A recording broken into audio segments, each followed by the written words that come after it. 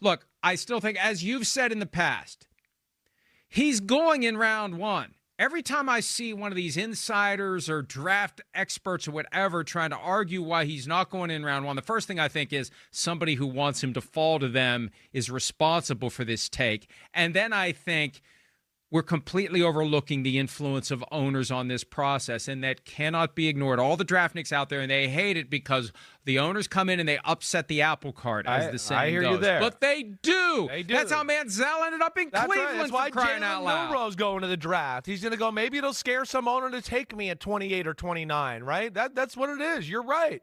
There is that real faction. But I think with NFL people, and you really break it down, and you get into it, right? I would be shocked if he doesn't go in round one. But I should rephrase that. I wouldn't be shocked. I would not be shocked. That's what I meant to say. Like, I wouldn't be shocked, okay? Like, if he was there. If he goes or doesn't go. If he doesn't go, right? I mean, there's a little bit of both there. I guess I'm expecting him to go because there's been a lot of hype around it. But as I've talked to you and just the buzz I feel around the league, right? I'm not going to be like, oh, my gosh, I can't believe it didn't happen. I guess that's what I'm trying to say, right? I expect it to happen. I'm trying to reconcile this with what you said weeks ago. Remember when you thought Jackson Dart was Blaine Gabbert? Yes, right. And we also made the point that Blaine Gabbert got drafted in round one. Yeah, Jake Locker got drafted in round one. Christian Ponder. Kenny Pickett. They all got drafted between picks 8 and 12 in 2001 with J.J. Watt on the board for two of them. Right. Are you saying, and I'm trying to understand this, are you saying that it's the quality of the other positions that could keep quarterbacks from being overdrafted in round one this year? I think so. I do. And the fact of a little thing you and I have talked about a lot, right? If I'm a GM in football, what's something you and I have talked about a million times? There's not enough good old linemen to go around in the league right now. And then every good defense has got 8 good D linemen. And you go and they're playing an all line. You're like, well, they got 4 out of the 5 good guys. They got 3 out of 5 good guys. That's pretty good. And this is a pretty good crop of O-linemen. I think they're going to be in a premium. So, yes, I think between the fact that Shedeur Sanders and Jackson Dart and Tyler Shuck are not just, oh, my gosh, wow, we got to have them type talents, and the fact that I think there's going to be some offense and defensive linemen and some other things that will be at a premium in the draft, I could see it happening. That's what I'm saying. And again, we're getting into this. I was talking to my dad about this a little last night, and we were just getting into the quarterback situation and all that, and even playing it out. And you really do think about it. Yeah, I think there's chances there, right? And again, like you compare these guys compared to last year's quarterback class, come on. It's not even comparable. It's not comparable. Cam Ward would be up with the top guys. These other guys that we're talking about, Shuck, Jackson Dart, Shedeur Sanders, they'd be quarterback number 7, quarterback number 8, quarterback number 9 in last year's draft. There's no doubt about that. That's not even debatable. So, and I think the league feels that way too, Mike. So that's where I think it could get very interesting.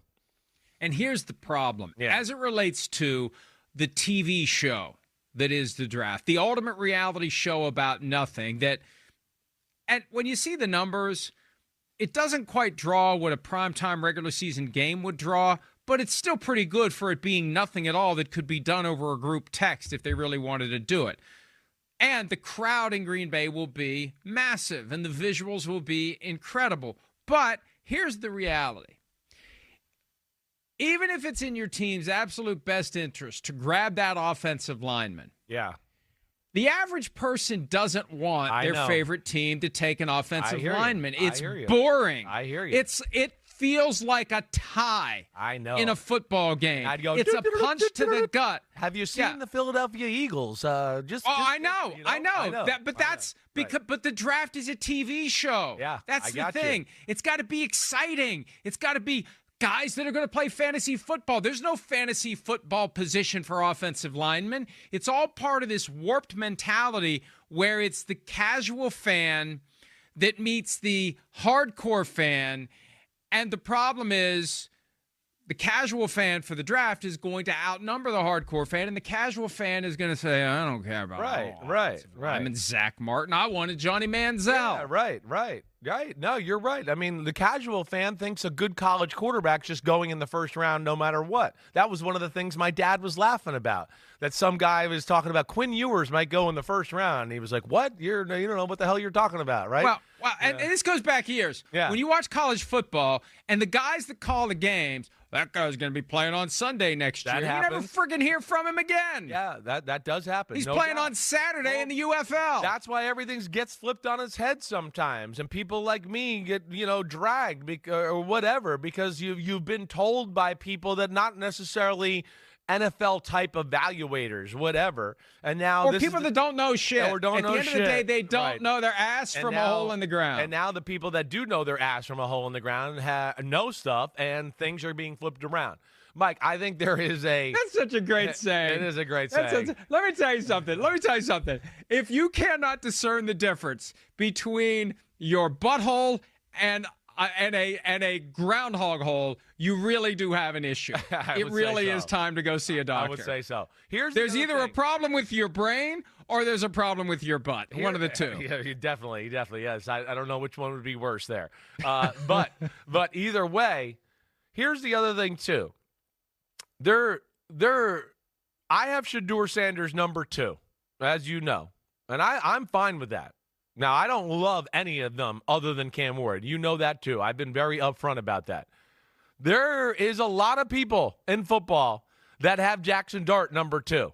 A lot, right? I think that's the other thing that could happen here is where we could be sitting on there, we could be watching, and the first quarterback off the board in the 20s ends up being Jackson Dart in front of Shedeur Sanders, right? Shedeur Sanders, the arm talent, right? Some of the attitude stuff, there's no doubt some of that is hurting him. The way his pro day went, I don't think it was like, oh my gosh, look at him spin that ball and throw lasers all around the field. Not like we've seen with other top quarterbacks that have come out in the draft before. Right? So I think there's concerns there. And Jackson Dart, his tape's a little cleaner. He's in the SEC. He does get to, you see him make more maybe NFL-type plays within the pocket, and that makes offensive coordinators and head coaches a little more comfortable, right? So I don't even think the jockeying for number 2 is a definite thing with Shedeur Sanders from what I feel in the NFL through conversations with, a lot of people, a lot. So that's where this is going to get interesting on draft night, 8 days away. And then you got names like Tyler Shuck. It ain't spelled that way, and it rhymes with something that sounds like Shuck. And then you got Jalen Milroe at a 4.37 in the 40. Raw talent from a passing standpoint. Didn't have a great performance at the Senior Bowl. Right. But 4.37 is 4.37. Exactly. Speed is the one thing that cannot be coached and cannot be replicated and is undeniable. And I know running 40 yards in a straight line isn't always an indicator of how fast and nimble and explosive a guy's going to be on a football field. But, man, 4.37 is 4.37. For a quarterback, that is blazing. No doubt.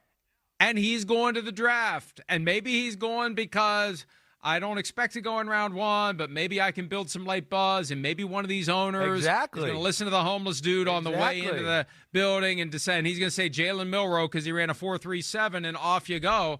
But, yeah, it's – I can't say I don't remember a time where it's been this jumbled because it does get jumbled. It was jumbled in 2022 with Kenny Pickett and Malik Willis. Exactly right. And the guy whose name I'm forgetting. Matt Corral, the guy that I made him number 1. Right. He's playing in the UFL now. He's one of those guys who isn't playing on Sunday. My worst draft evaluation ever, really, just because I was like, damn, I don't really like any of them. And I liked Malik Willis, but he was so raw that I was worried about it. But, yeah. That's one I get dragged for every now and then. But, yeah, I didn't love any of them. I really didn't. You could argue, all due respect to Kenny Pickett, that Malik Willis is the best of that class, given what he's done when he's had an opportunity in Green Bay. I take it. That's not even a question. That's not – Malik Willis still has first off, like we joked about last year, Jordan Love was like, I'm hurt. Whoa, that was kind of good by that Malik Willis. I'm feeling better, guys. I think I can play this week. I mean, we know. He was watching it going, damn, this guy's got kind of talent, and he makes plays running, and he's got a big-time arm. I'm not going to let him play too much here. He wasn't going to let that happen. Malik Willis out of that group we talked about and Kenny Pickett, yeah, he's the guy that has a chance still to be a starter in the NFL and be something. I do believe that in Malik Willis, especially with what we saw last year, Mike. It's a good point by you. Now, when I say Malik Willis may be the best, I mean of the three yes, we got being you. talked about. Right. Because there was a guy drafted on day 3 in 2022 with the last pick in the draft who ended up being pretty good in Brock Purdy. But at the time, nobody knew. He wasn't talked about. He wasn't You weren't discussed. watching, so you didn't know he got picked. Well, by the last pick in the draft, there's no way in hell I was watching. Right.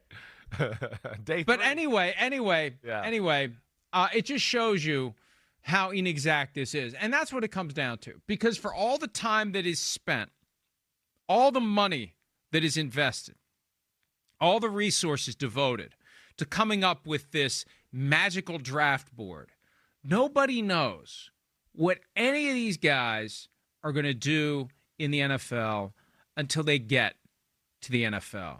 Until you go out there in a regular season game where you can't be protected by the red jersey or anything else, and you get hit by a guy who hits you harder than you've ever been hit in your entire life, because you're now competing with the best of the best that college football has produced and that the NFL has honed for 10 or more years. This isn't a college roster where there's always going to be flaws. There's always going to be someone that maybe shouldn't be there that you can beat if you have the opportunity. You aren't going to find anybody you can beat, and you're going to be the one who ends up getting beat if you don't rise up in that moment. And we don't know who's going to do it, who's capable of it, who's willing to do it, and who can survive it until it happens. And that's the great unknown. That's why so many guys don't work out. We don't know which guys are going to step up, and we don't know which guys are going to step off. Hi, it's Mike Florio. Thanks for watching PFT on YouTube. Hit subscribe for the latest news and analysis from Pro Football Talk.